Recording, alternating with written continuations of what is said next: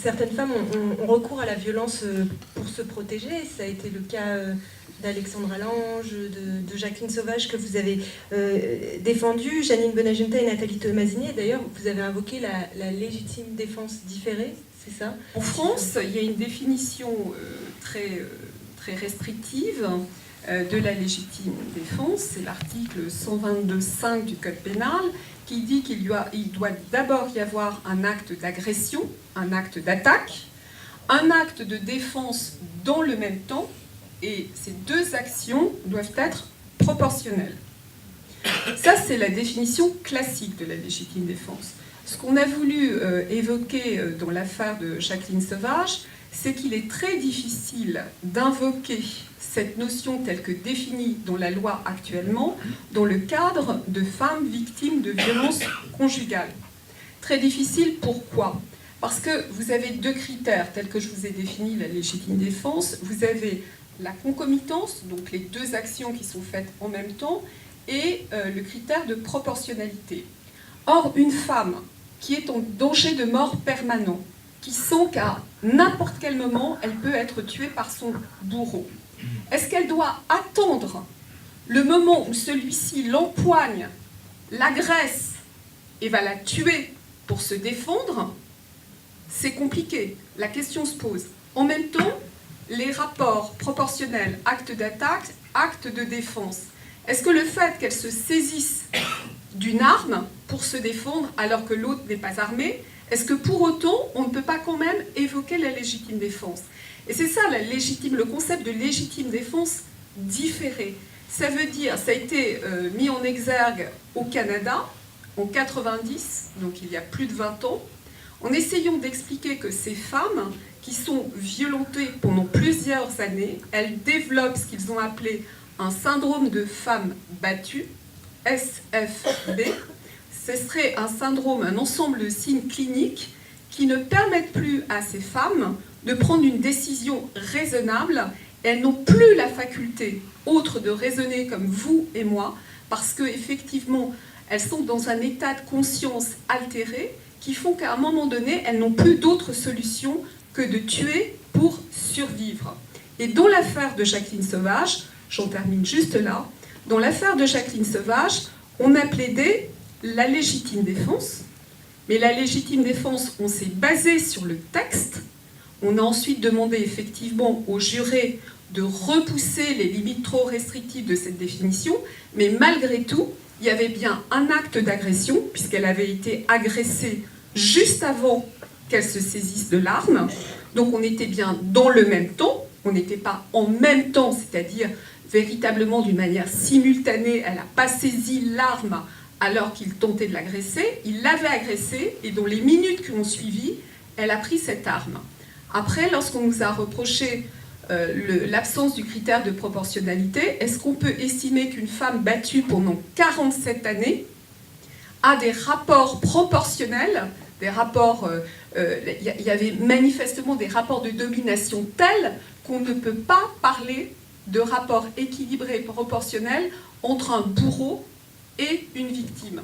Je dirais même plus, le fait qu'elle ait saisi une arme, ça rendait presque le rapport proportionnel. Donc on a plaidé, certes, la légitime défense, mais nous avions plaidé auparavant le dossier, c'est-à-dire la personnalité de cette femme dans le contexte qui était le sien.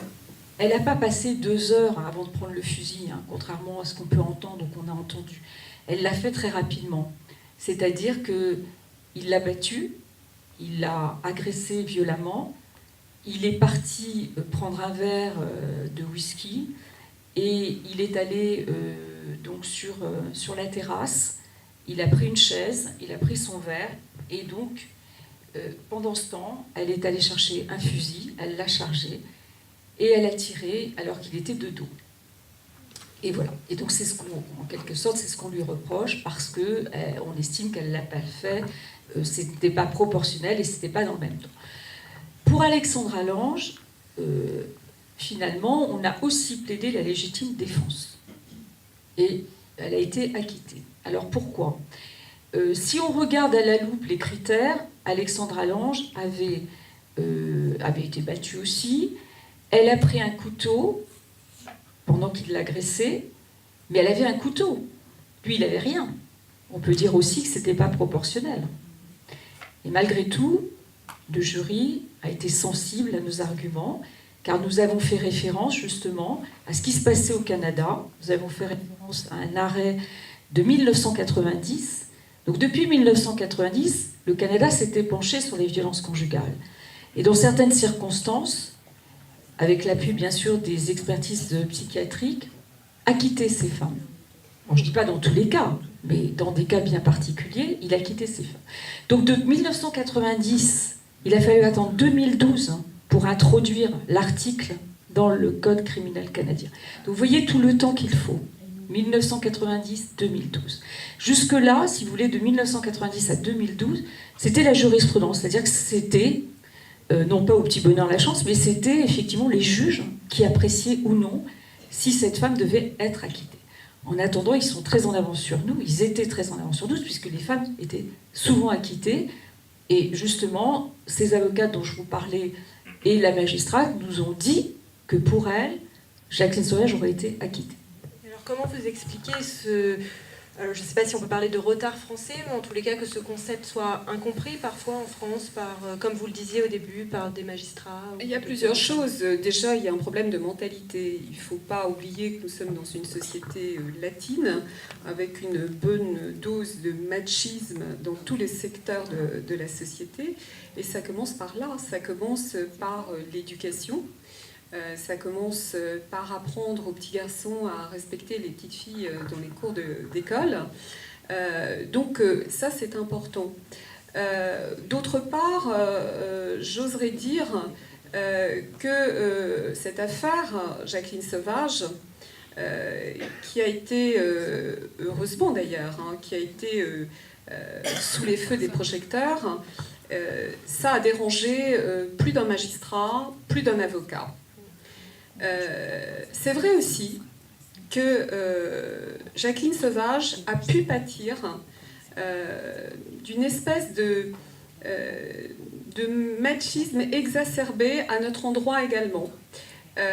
Donc deux femmes qui n'étaient pas dans le sérail pénaliste, qui défendaient une femme et qui s'arc-boutaient contre des principes par trop archaïques, contre des définitions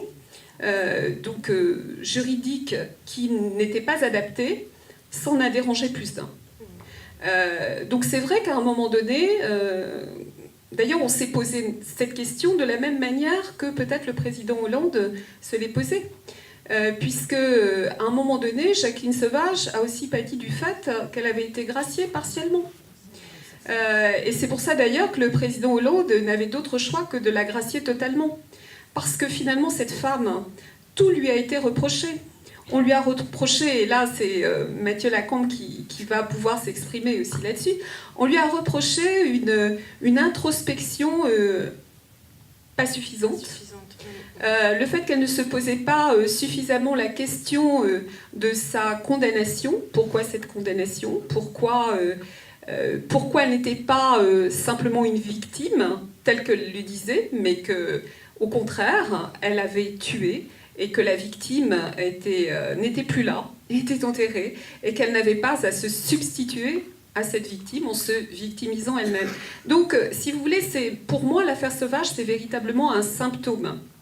C'est un symptôme de cette société française qui reste malade de trop d'archaïsme, de machisme. J'emploie ces mots à dessein. Ce sont des mots qui sont forts, mais il faut les dire, il faut les nommer.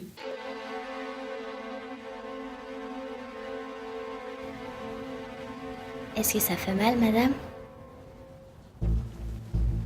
Parfois, oui. Moi, j'aimerais pas avoir ça quand je serai grande. Ça n'arrivera plus. Ne t'inquiète pas. Sandrine, s'il te plaît. Un jour, il te tuera. Ah!